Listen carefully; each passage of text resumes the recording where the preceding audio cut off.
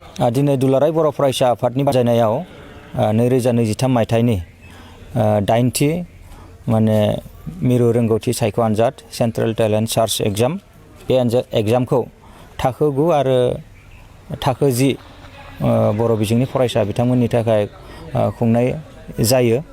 दा बेखौ दिनै दुलाराय बर' फरायसा आफादा सारा आसाम नाङैनो मोन 18 जिल्लायाव खुंनाय जादों आरो दिनै बेनिनो मोनसे सेन्टाराव जोङो उदालगुरि जिल्ला दुलाराय बर' फरायसा आफादनिफ्राय जोङो नुजाथि फैदों आरो बे सेन्टारनि मुङानो जाबाय उदालगुरि नोगोरावनो थानाय उदालगुरि हिनजावसा जौसिन गेजेरारि फरायसालि।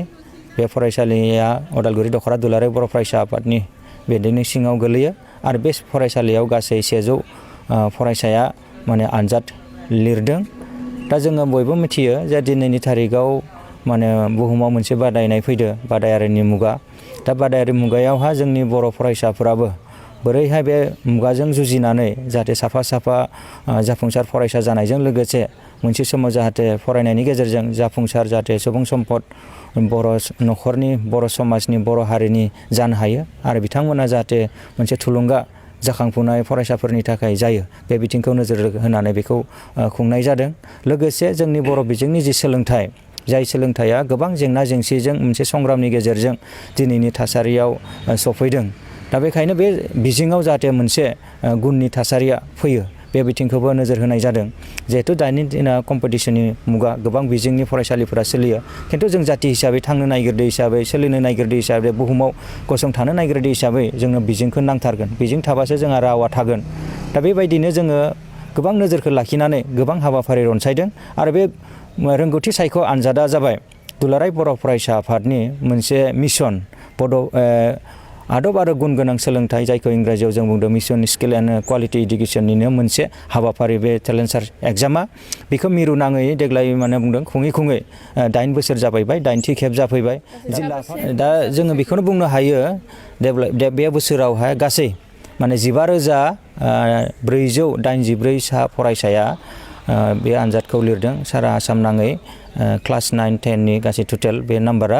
आरो जोङो उदालगुरि जिल्ला हिसाबै गासै 2,340 सा फरायसाया लिरदों आरो जोंनि उदालगुरियाव दा गोबां फरायसाया माने बे आनजादखौ जोङो जिरायनायखौ मोनथिनानै जोङो गोजोननायखौ मोनदों आरो सारा आसाम नाङै गासै 164 माने एग्जाम सेन्टार जोङो मोननो हादों। दा बेखौनो जोङो खोब मोजां मोनदों आरो गार्जेन्सफोरनि बिथांमोननि जि रिसपन्स बे आनजादखौ लानानै खोब मोजां। बोसोरफ्रोमबो माने आनजाद होनाय फरायसानि बिबाङा बांलांबाय थानायखौ जोङो नुनो मोननाय जादों। दा बेयो जोंनि थाखाय फैबाय थानाय समनि थाखाय मोनसे बेयो मोजां सिगनेल होननानै जोङो बुंनो हायो। जों बेखौनो बुंगोन दिनैनि थारिखआव जों जेसेबां मावदों जोंबो हास'वाखै। दा बेखायनो जों बुंदों जे जोंनि गार्जेन लेभेलाव जोंनि सामाजिक दैदेनगिरि बिथांमोननि इन्टेलेक्सुयेल लेभेलावहा जाहाथे जोङो सोलोंथाइ बिथिङाव बांसिनद्राय गोसो होनानै खामानि मावलांब्ला बिथांमोनाबो एसे हाबसोमनानै खामानि मावनांगौखौ जोङो नुहुरनाय जादों। दा जों एबसुआ बे हाबाफारि लादों मिशन लादोंब्लाबो जोङो दिनैनि थारिखआव जोङो जेसेबां नाजासेयावबो बोसोरफ्रोमबो जोङो जि मेट्रिक आनजाद बेयावहा जोङो टप 10 पजिशनाव मोननो हायाखै। दा बेखायनो जोंनि नाजानाया दोङो आरो बे नाजानायखौ जोङो मोनसे थुलुंगा हिसाबै थुलुंगा होनो थाखाय जोङो एबसुनिफ्राय 1 लाख रांनिबो बान्था फोसावनानै दोनो जायफोर फरायसाया माने बे मेट्रिक आनजादावहा पजिशन मोननो हागोन टप 10 पजिशन मोननो हागोन। दा बेखायनो जोंनि नाजानाय जोंनि हाबाफारि लानाय जोंनि थुलुंगा होनाय बेयो खुनु बेलायाव खम जायाखै। दा बेयो जोङो दावगाबोबाय थादों थेवब्लाबो जोङो जेसेबां हास्थायदों बेसेबांसिम जोङो मोनाखैब्लाबो जों आसा दङ जे फैबाय थानाय समावहा जोङो बांसिन माने मोजां फिथाइखौ जोङो मोननो हागोन। आरो स्पेसियेलि दिनैनि थारिखआव फरायसाफोराबो माने जोङो जिहेथु क्लास 9, 10नि फरायसा बिथांमोना दिनै बुजिनाय जाफैबाय। दा बेखायनो बिथांमोनाबो गुबुन माने जाथि जनगोष्ठीनि फरायसाफोरा गुबुन हादोरनि रायजोनि फरायसाफोरा दिनै जेसेबां गोसो होनानै फरायनानै मोजां रिजाल्ट खालामदों जाहाथे जोंनि बिटिआर ओनसोलनि बा आसामाव थानाय बर' फिसाफोराबो जाहाथे फरायसाफोराबो मोजां माने गोसो होनानै फरायनानै मोजां पास पार्सेन्टसिम लानानै जाहाथे मोजां साफा मोजां सुबुं सम्पद जाहाथे मोननो हायो बे बिथिंखौ जोङो अरायबो खावलायबोदों आरो दिनैबो बे हाबाफारिनि गेजेरजों जोङो खावलायगोन। आरो बे समावहा जोङो बेबायदि गोबांथार बाथ्रा बुंनांगौ सानाखै। उननि समाव जाहाथे सोलोंथाइ बिथिंखौ मोजां फारसे दावगाहोनायाव जाहाथे साफ्रोमबो जोंनि बर' हारिनि दैदेनगिरि समाज सिबियारि गासै बिमा बिफा दिथागिरि बिथांमोना जाहाथे मैखोमै बाहागो लागोन बेखौ जोङो मिजिंथिनाय थाबाय। नोंथांनि गथ'नि इयुना नोंथांनि आखायाव।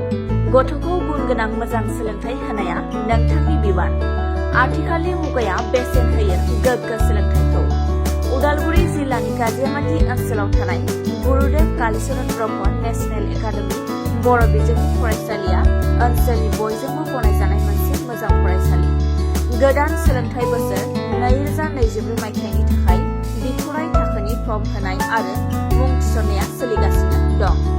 लोगोसे 1 थाखोनिफ्राय 9 थाखोनि मुं थिसननाया फैगौ 2024 मायथाइनि जानुवारि दाननि 5 खालारनिफ्राय जागोन। गोसो गुदुं बिमा-बिफा एबा दिथागिरि